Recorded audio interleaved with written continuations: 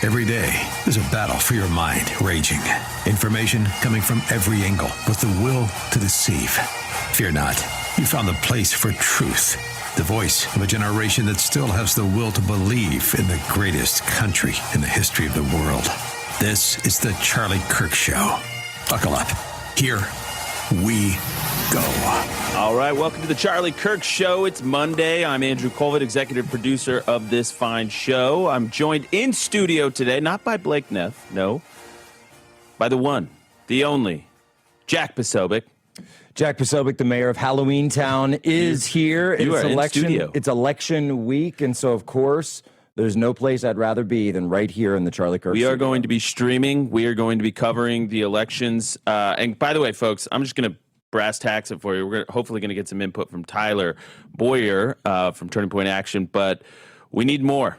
We need more. The trend is not our friend. We're going to need, Jack, you know what we're going to need in a lot of these races? We're going to need a top of the ninth, one out, home run from the ninth hitter. Are you referencing anything right now? We're going to need a miracle kind of reference to save America or maybe an 11th inning from the Canucks. Well, yeah. Maybe an 11th. Well, there was a couple miracles that happened. I mean, Andrew's a big Dodgers fan, folks, and this was a big weekend for him, a big weekend for America. They call it paycheck baseball. I call it having more heart than the other guys, knowing how to win, knowing how to win. Little bit of this for the win. Little bit of this helps sometimes. I'm not gonna lie, okay. Especially in baseball.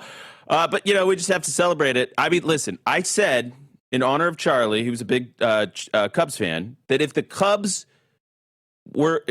had advanced to the NLCS, I would have pulled for the Cubbies. I really would have.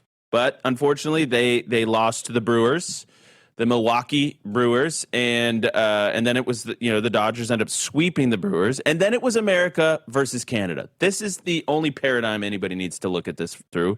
And yeah, it was Halloween this weekend. There's a lot of news. There's a lot of things we're going to get to. But we have to start. Don't forget the hat that Blake Treinen was wearing. Yeah, Blake Treinen. He's a great American, good Christian man, and he wore the Charlie Kirk hat. And guess what? He actually threw that to Rob McCoy, I guess, at some game. Are you serious? Yeah, he threw his hat that he was wearing. So this was the guy. He wore the hat that had Charlie Kirk on it after Charlie was murdered. He wore the hat, and by the way, was criticized for that. Of course he was. He was criticized, took a lot of crap for it, and then goes on to win the World Series. Just saying. Let's go ahead and play cut. I just have to do this. Cut 82. This glorious moment. 82. Here's the 0-2 pitch. Kirk bounces one up the middle. Bats to the bag. Over to first to beat the champ. You gotta knock him out. The Dodgers stand tall and win back-to-back titles.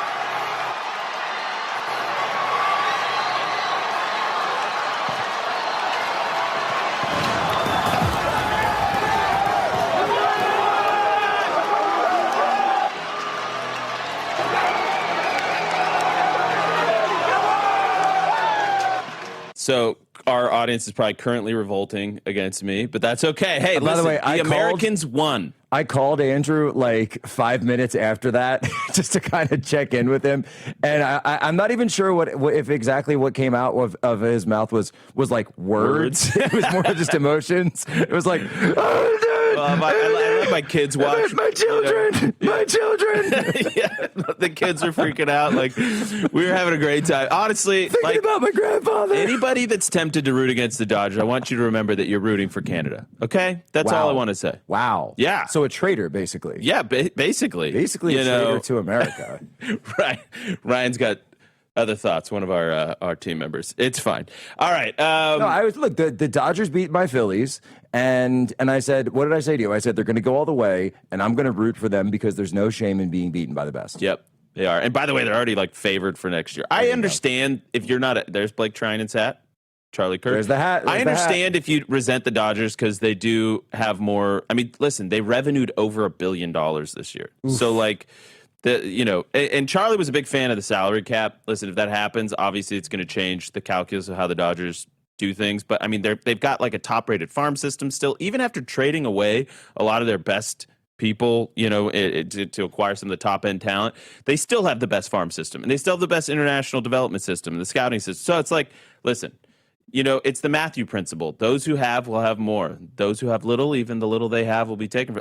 That's sometimes the way things work. It's a dynasty, folks. I'm going to celebrate it. Anyways, so Jack, over the weekend, there was 2 big interviews that happened. Plus, we've got New Jersey, we've got Virginia, we've got PA. There's big races in PA. Voting no in Pennsylvania. No. 3 judges. 3 no's. Radical communist judges. Did they get a 10-year term?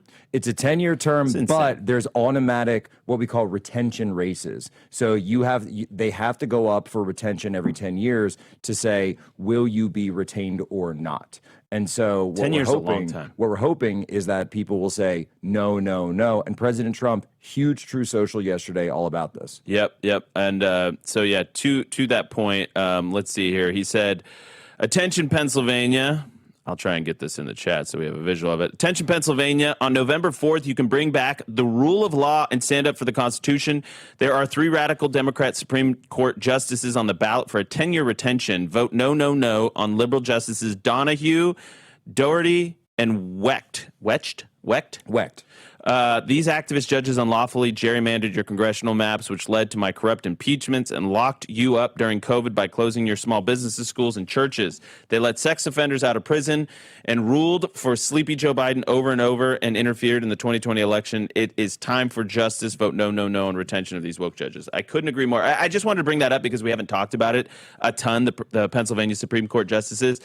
But, Jack, you were in New Jersey this weekend campaigning for Chitterelli. Tell us about that. We got some images here. We were there yesterday with the great Turning Point Action team, first time ever Turning Point Action deployment to New Jersey. And people have to understand, right? So just to put the context on all of this, these are not supposed to be competitive races. The off-year gubernatorial elections in Virginia and New Jersey, the same year after one party wins the White House, the Senate, and the Congress, are supposed to always go to the other party. That is always the trend. These are not supposed to be competitive elections. These are supposed to be, so if a Republican wins the White House, it's supposed to be a shoe-in for the Democrats in the next year because this is a bellwether. It's usually seen as the first check against an admin in power. By the way, after Obama, this is how we got Christie in New Jersey back in 2009. So that was that dynamic playing out. And so what we're seeing here now in New Jersey is a potential attempt to buck that trend. And that's why Turning Point Action is going in New Jersey. We're seeing these races. Atlas Intel came in late in the week last week. This was the #1 pollster, A++, and said it's a 1-point race.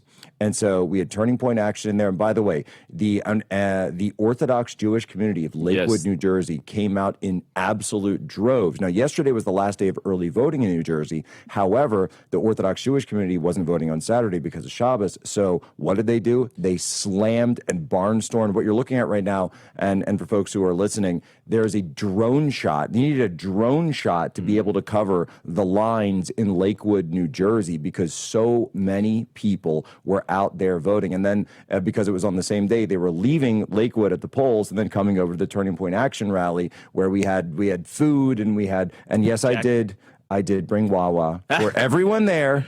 Jack, there. How close is this to New York City, that image we were looking at? Lakewood? Lakewood, about an hour drive. Oh, it's an hour drive. Okay. So the Orthodox community is still that large in that part of the state. That's I just don't know Jersey that well, candidly. I mean, New Jersey's not that big to begin with. Well, totally. Anyway, so that's huge. Good for the Orthodox Jewish community coming out. I saw Scott Pressler was out there registering voters, getting them out to the poll. We had Cliff Maloney. We had the early vote action. We had the NJ Chase. So the PA Chase has now become the NJ Chase.